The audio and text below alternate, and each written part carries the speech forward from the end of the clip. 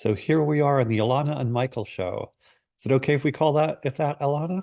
Of course, it sounds super professional. So, So there we go, the Alana and Michael show. So I wanted to check in on your projects, partly because we're getting close to summer, and I think of summer as a shift in activity. Actually, is that the case? Is summer a shift in activity for you, or not so much? um, well, sort of. I'm gonna be focusing on training very much because of the two really big competitions I have during the summer. Um, so I'm gonna be training a lot in the mornings and the evenings. Um, not really. There'll be no online classes because it's summer, but I'm gonna keep doing, I don't know, books and math and stuff so I can get ahead. I think it'll kind and then I think it'll kind of shift, but I'm not gonna I'm not gonna not focus on education and training during the summer. Got it. I feel like Um, I'm past that. when are your tournaments? One's in July or the last weekend of July, I think, and then the other one is like 2 weeks after that. So they're pretty close together. Or Wow. this Well, is in August. of course, I'm delighted that you're going to be training for these. That's super exciting, and may all that go well. And since my side of it is more the education side, given that training gets, the lion's share of the time, tell me about math. Where are you in math, and what are your goals in math? So the program we use, MathSpace. I'm in sixth grade, and then just now I finished the seventh grade textbook, but I'm not going to move on until maybe in the summer because um, I need to progress in some areas that I feel like I'm weak. If I took a seventh grade test, I feel like I might not test as well as I would in a sixth grade test. So once I get to that point where I'm confident, then I'll move on to eighth grade. Got it. So tentative plan is for you to start eighth grade math maybe sometime in the summer? Yes, Okay, great. And you're going into seventh grade for next fall, right? yes. So you're a year ahead, which is good. Um, and actually, if you start eighth grade in the summer, you'll be a little bit more than a year ahead, but a year ahead is a good way to think of it. And how about your books? Are you writing any more books? You're taking a pause from writing books. Well, I've got a product, so right now I'm trying to focus on selling and marketing it. Mhm. Um, of course, I'm always coming up with more ideas, and I think um, in a little while, when things kind of calm down, I'm definitely going to start another story again. I'd love that. Well, tell me about your product. I didn't know about the product. So I have the three books now. They're all published as of a little while ago. Um, as you might know, I'm raising money for Buddies Over Bullies. The initial time frame was August 16th, where the or when the uh kids ADCC tournament is, the big one in August. But of course that's just temporary. I can always keep doing it. So 50% of the proceeds are going to Buddies Over Bullies. Um, so right now I'm trying to find ways to market, maybe go out and sell posters up. So I think instead of writing newer ones, at least for now, I'm focusing on using the ones I have. So buddies over bullies, what I'm not understanding what the product is exactly. Oh, the products are my books. I'm selling Okay. those to raise money. I see. You're selling your books to raise money for buddies over bullies. Got it. And then how are you selling them? How do you intend to increase sales? Well, the simplest way, honestly, is to go out to the harbor to La Jolla where the super rich people or where the wealthier people live and sell them in person. Um, we have an idea that we're going to put into play where I team up with businesses um, and have them allow me to put posters and sort of ads, I guess, up to support online. I'm trying to push it. So I think those are the three major ways, but we're growing. Got it. And would the posters advertise your books or buddies over bullies, or how do you make the connection between the two? Well, I'm advertising mainly my books and buddies over bullies. Hmm. Um, there's me in it, the author, why I'm raising money for buddies over bullies. What I'm working on in the poster right now is like, or it's gonna be special to each business we put them up in. So why that business matters to us and how they're supporting me and buddies over bullies. It's gonna be cool. Got it. So when I think about customers, in essence, you're trying to get customers, I think of what motivates the customer to buy. And so I can imagine at least put three potential motivations. One is they know and like your book, and because very few people know and like your book, probably not a motivation. The other is to help support this young person who's so motivated, Alana. So that could be motivation. A third would be they get buddies over bullies and are motivated to support that. Which of those three motivations are you mostly appealing to? I think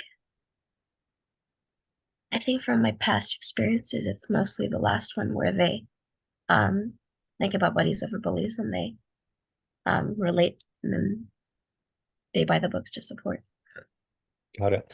So tell me exactly what Buddies Over Bullies does so I understand it. Okay, so Buddies Over Bullies is an organization that provides martial arts training to kids who are getting bullied so that they can stand up for themselves, physically, mentally, verbally. It's awesome. And it's helping a lot of people. But the gyms that they're being sent to are kindly doing it for free. But not everything's free. So, I mean, I decided to help. So did this program already exist before you? I think it existed. I think it was founded in 2023, so it's a bit new. But And who started it? a man named Tom DeBlas, I believe, he's the founder. Okay. And are these scholarships available to just a handful of martial arts studios or hundreds of them? How big is it? So they have quite a few affiliates. I Mhm. don't know how many of them are in use. It's on their website, but it's amazing. And so that I can understand it. And again, if you're going to sell this, ideally, this is practice for you because you need to be really good at selling this so that, Mhm. people realize, oh, that's why this is valuable to give to. So if the gyms are already giving the scholarships for free, um, what costs money and how do you recruit the students for this? What do you mean by students? Well, presumably there are young people who are going to be in the program. Where do these young people come from? These young people call Tom asking for help, I believe. Um, they get they get connected with gyms in their area. Mhm. Um, I'm not, I don't know the details about how the process works, but I believe that's sort of how it, Got it. Do you see why, in order to be an effective salesperson, you're going to need to understand the details more fully? yeah. I'm thinking you mentioned, this place where you're going to go and sell and you're going to walk up to rich people and sell them. And so my bet is you're so far relying on let's help this charming, ambitious young person, Alana, which is fine. That's a fine motivation, but they're probably not going to know about your book, and they probably are not going to know about Buddies Over Bullies. But if they ask, you need to be able to answer all these questions really clearly and effectively. Make sense? Absolutely. Yeah. Because I think people do want to help, but they need to know what they're giving to, why it's effective. One way to think about this is there are an infinite number of causes to give money to. You know, so many different causes need money. And there are some bad or ineffective causes. And so, yeah, you need to have a good answer to why is this a really good cause to give money to? Make sense? Yeah. Do you Yes. have a high level answer for why this might be a why is this the best thing for me to give money to? Suppose I'm considering giving a donation. Why should I give it to this instead of something else? Well, an off-the-cuff answer is because you're helping the next generation succeed us or succeed you, assuming you're an adult, um, and enrich the lives of kids. Okay, sounds good. But how exactly? How is this donation going to do that? There are thousands of organizations helping the next generation. Why pick this one? Because the kids who are getting affected in their learning environments, I mean, especially in schools, um, that does not help them in helping put them in gyms um, makes them stronger and more resilient for life in the future. So there I am getting something distinctive. That is, I had never heard of a program that takes kids who are being bullied and puts them in martial arts studios. That is interesting. But how do we find these kids and how do we get them to the martial arts studios? Oh, well, if you're trying to like literally locate them, then the answer would be to go to schools and see. But if you're relying on them calling you and seeing if they can be part of the program, I think that that's how they do it. I'm not sure which one they do, but that's a great question for me to ask. Okay, good. And it sounds like maybe you need media attention or some kind, or word about this needs to be spread through kids networks or parents networks. Um, yeah, have you thought about how to market this message at all? Um, we've a bit. I tried to push it on my account, and I tried to push it with founder's account. I haven't really gone into um like networking with I don't know different groups to help spread the word, but it's a good idea. Got it. I mean, how close are you to Tom, the founder? Are you working with him at all or not at all? It's mostly me working on it because it's not like I asked him permission. Um, I let him know and I asked for support. Um, so I have his email and I'm working with him. Got it. Is he local or far away? Um, I I think a lot of his or I know I'm not sure where he is specifically, but a bunch of his friends are near me. And through them I did have contact with him. Got it. Do you have any kind of buddies or partners who are helping you with this, or are you kind of a lone ranger working on this? Lone Ranger. Okay. In my experience, it is super helpful to have somebody else just for morale and sport. You're a really strong, independent person. Um, and can you imagine it might be nice to have somebody to bounce ideas off of and that kind of thing? Mhm. Yeah. Do you know anybody who might be willing to even be a brainstorming partner with you?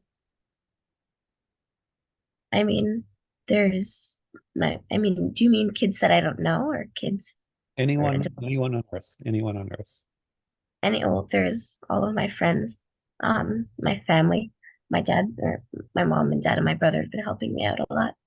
Mhm. Um, I don't know any kids personally that are in the program.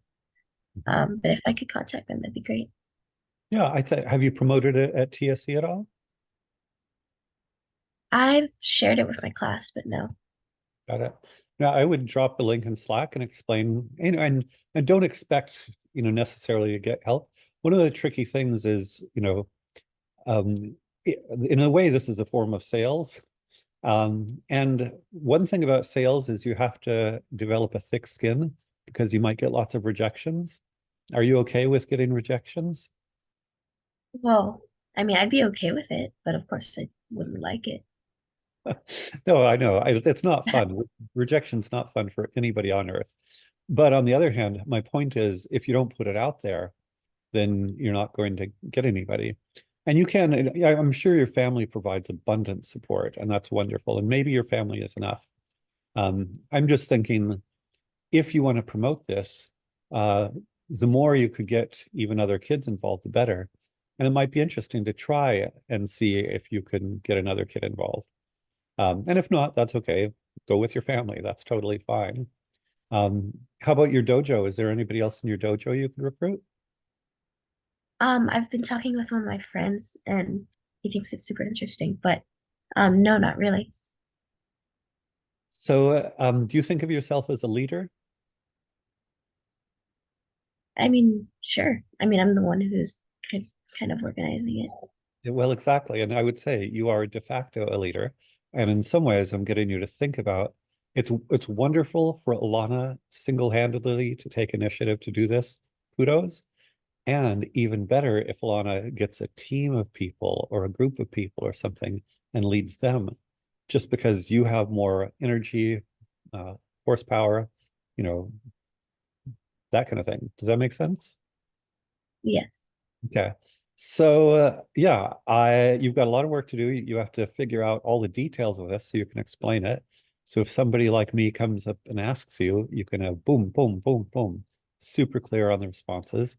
And again, it could be that the great thing about your family is they're convenient. You know, you don't have to go looking for them. They're right there and they're super supportive. But you might consider trying to recruit maybe initially just one person you can bounce ideas off of and kind of be a business partner. And I call it business. It's not about making money, but um, does it resonate for you that it's just really nice to have somebody who's kind of with you in this? Yes, Yeah. definitely. No, I've known a lot of people that have created a lot of projects, and some of them are strictly Lone Rangers. And I know from personal experience, it's hard to be a Lone Ranger. You know, over time, you can do it for a while, and maybe you can do it forever.